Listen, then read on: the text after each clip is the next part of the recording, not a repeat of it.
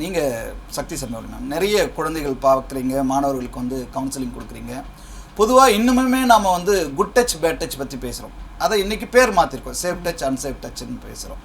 அப்புறம் no go del, இந்த வழிமுறைகள் மட்டுமே குழந்தைகள் தங்களது பிரச்சனைகளை வந்து பெற்றோர்கிட்டையோ இல்லை ஒரு பள்ளி நிர்வாகத்திலேயோ அல்லது ஒரு காவல் நிலையத்தையோ சொல்கிறதுக்கு போதுமானதாக இருக்கிறதா? இல்லை, கண்டிப்பாக இல்லைன்னு தான் சொல்லணும். ஏன்னா நிறைய இந்த அவேர்னஸ் கொடுக்கறது வந்து நல்ல விஷயம்தான். நம்ம வந்து இந்த சேஃப் டச் அன்சேஃப் டச் இதெல்லாம் வந்து நம்ம வந்து கொடுக்குறோம். ஆனால் எந்த அளவுக்கு அதோட ரீச் இருக்குது அப்படிங்கிறத பார்க்கணும். இப்போ மேம் சொன்ன மாதிரி ஒரு கிராமப்புறங்களாக இருக்கட்டும், அங்கே இருக்கக்கூடிய சின்ன சின்ன பள்ளிகளாக இருக்கட்டும், சின்ன சின்ன ஊர்களில் இதை எந்த அளவுக்கு நம்ம எடுத்துகிட்டு போகிறோம் அப்படிங்கிறது ஒரு விஷயம் இருக்கு.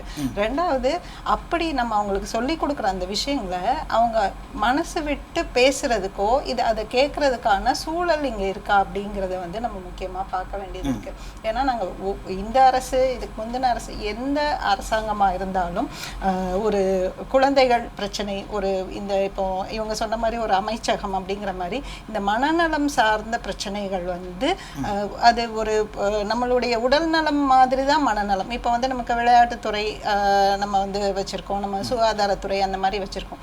ஸோ அப்போ வந்து இந்த மனநலம் சார்ந்த பிரச்சனைகள் அப்படிங்கிறத வந்து அட்ரஸ் பண்ணுறதுக்கான ஒரு விஷயம் வந்து நம்ம சிஸ்டத்தில் நீங்கள் எங்கேனாலும் நம்ம ரொம்ப தேடி பார்த்து தான் நம்ம வந்து எடுக்கிற மாதிரி இருக்குது. ஸோ அப்போ பொதுவாகவே நாங்கள் சொல்லக்கூடிய விஷயங்கள் என்னென்னா, ஒவ்வொரு பள்ளிக்கும் கண்டிப்பாக வந்து ஒரு உளவியல் ஆலோசகர் இருக்கணும், அவங்களுக்கான ஒரு ஸ்பேஸ் இருக்கணும், ஒரு தேர்ட் ஸ்பேஸ். அதாவது எல்லா இடங்கள்லையுமே குழந்தைகள் பார்த்திங்கன்னா வீட்டிலையும் பெற்றவங்க சொல்கிறத கேட்கணும், பள்ளியிலையும் ஆசிரியர்கள் சொல்கிறத கேட்கணும். அப்போ இவங்க பேசுவதை கேட்பதற்கான ஒரு இடம் தான் நம்ம சொல்கிற அந்த உளவியல் ஆலோசனைக்கு ஒரு சின்ன அறையும் ஒரு உளவியல் ஆலோசகர் இருக்கணும் அப்படிங்கிறது வந்து நம்ம சொல்கிறோம். எதுக்கு அப்படின்னா, ஒவ்வொரு நிலவரத்தில் அப்படி இருக்கா? இல்லை, கண்டிப்பாக இல்லை. ஒரு சில இப்போ சிபிஎஸ்சியில் வந்து ரீசெண்டாக ஒரு இது கொண்டு வந்தாங்க, கண்டிப்பாக மேண்டட்டரியாக எல்லா ஸ்கூல்லையும் 2 கவுன்சிலர் இருக்கணும். அதுவே இம்ப்ளிமெண்டேஷன் அளவில் இல்லைன்னு தான் நம்ம சொல்லணும். நிறைய பள்ளிகளில் வந்து ஒரு பேருக்காக வச்சுருக்காங்க, அது நடைமுறைப்படுத்துறாங்களா அப்படிங்கிறது ஒரு கேள்விக்குறியா இருக்கு. இப்போ நம்ம அரசு பள்ளிகள், அரசு உதவி பெறும் பள்ளிகள்லாம் நம்மளே போய் பார்க்கலாம், இருக்காங்களா அப்படி ஒருத்தங்க அப்பாயிண்ட் பண்ணியிருக்காங்களாங்க. ஸோ இப்போ வந்து இது வந்து ஒரு இன்ட்ரெஸ்ட் பேஸ்டாக தான் இருக்கு. இப்போ நான் ஒரு ப்ரைவேட் ஸ்கூல் ரன் பண்ணுறேன், என் ஸ்கூலில் நான் கவுன்சிலர் வேணும்னா நான் வச்சுக்கலாம், அப்படி தான் இருக்கே தவிர. ஸோ இந்த இடத்துல தான் நான் நினைக்கிறது அரசாங்கத்தோட ஒரு வழிகாட்டுதல் இருக்கணும். ஸோ அரசாங்கம் அதை சொல்லும் போது, இப்போ நம்ம அரசு பள்ளிகள், அரசு உதவி பெறும் பள்ளிகளில் கண்டிப்பாக இப்படி வந்து ஒரு அறையும் இப்படி ஒரு உளவியல் ஆலோசனை கொடுப்பதற்கு பயிற்சி பெற்ற ஒரு தங்களும் இருக்கணும் அப்படிங்கிறது வந்து காலமாக சொல்லப்படுது.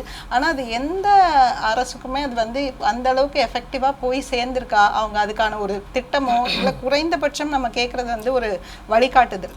அது ஒரு பேப்பர் மெட்டீரியலாக இருக்கு, செயல்பாட்டுக்கு வரல. அப்போ நம்ம குழந்தைகளுக்கு நம்ம எவ்வளவுதான் சொல்லி கொடுத்தாலும் ஸோ அவங்களுக்கான அந்த ஆலோசனை, இப்போ வந்து நம்ம ஒரு விஷயம் நடந்து முடிஞ்சதுக்கு அப்புறமா நம்ம வந்து கவுன்சிலிங் கொடுக்கணும் அப்படின்னு சொல்றோம். அதுக்கு முன்னாடியே ப்ரிவென்ஷன் அப்படிங்கிறத வந்து நம்ம வந்து செய்யணும் இல்லையா? ஒவ்வொரு முறையும் ஒரு குற்றம் நடக்குது, அந்த பாதிக்கப்பட்டவங்களுக்கு நம்ம கவுன்சிலிங் கொடுக்கணும்னு சொல்றோம், அந்த குற்றம் புரிஞ்சவங்களுக்கு தண்டனை கிடைக்கணும்னு சொல்றோம். இதை விட ரொம்ப ரொம்ப முக்கியமானது ப்ரிவென்ஷன். அது நடக்காமல் தடுப்பது தான் வந்து ரொம்ப நல்லது.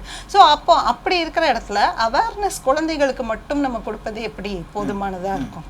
அப்போ அந்த அவேர்னஸை நம்ம வந்து ஸ்கூல்ஸில், காலேஜஸில், எல்லா இடங்களிலையுமே அந்த அவேர்னஸ் ஒவ்வொரு லெவல்லையும் கொடுக்கணும். மாணவர்களை மட்டும் வச்சு கொடுக்கக்கூடாது, ஆசிரியர்களுக்கு தனியாக ட்ரைனிங் கொடுக்கணும், அங்கே பள்ளியில் இருக்கிற சப்போர்ட் ஸ்டாஃப் இருப்பாங்க, அவங்களுக்கு அவேர்னஸ் செஷன்ஸ், பேரண்ட்ஸ்க்கு அவேர்னஸ் செஷன்ஸ், அப்புறம் இந்த கம்யூனிட்டி பேஸில், கம்யூனிட்டியாக நம்ம இப்போ ஒரு ஏரியா இருக்குது, இப்போ ஒரு குறிப்பிட்ட பகுதியில் அங்கே இருக்கிற நலச்சங்கங்கள் சேர்ந்து அங்கே பொதுவான ஒரு இப்படி நம்ம வந்து லெவல் வைஸ் நம்ம வந்து ஒரு பொதுவாகவே வந்து குழந்தைகளை குற்றம் சாட்டுகிற பெற்றோர்கள், ஆசிரியர்களை தானே பார்க்க முடியும். குறிப்பாக பெண் குழந்தைகளை கூட நம்ம சொல்லிட முடியும், நீ வந்து பல்ல காட்டி பேசியிருப்ப, இல்லை நீ இந்த இப்படியான விஷயங்களா பாதிக்கப்பட்டவர்களையே குற்றவாளிகளாக சித்திக்கிற போக்கு வந்து இப்பவுமே அதிகமாக தான் இருக்கு. இப்பவுமே ஈவன் நம்ம இந்த சமூக வலைத்தளங்களில் பார்த்தாலே நமக்கு தெரியும், நமக்கு அதுக்கு கிடைக்கிற கமெண்ட்ஸ், அங்கே கிடைக்கிற அந்த ரியாக்ஷன்ஸை வச்சு பார்க்கும்போதே நமக்கு தெரியும்.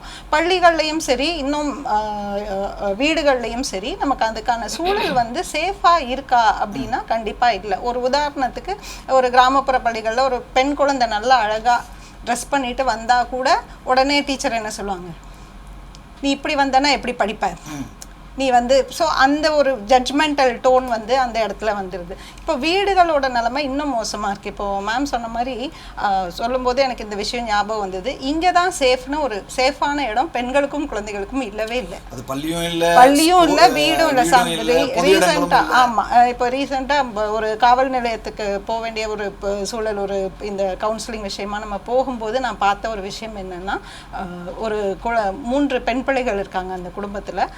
அவங்க அப்பா ஒரு குடிநோயாளி. அவர் மேலே அவங்க அம்மா வந்து இந்த போக்சோ வழக்கு தொடுத்திருக்காங்க. ஏன்னா அவர் 24 மணி நேரமும் குடியிலே இருக்கிறவர்.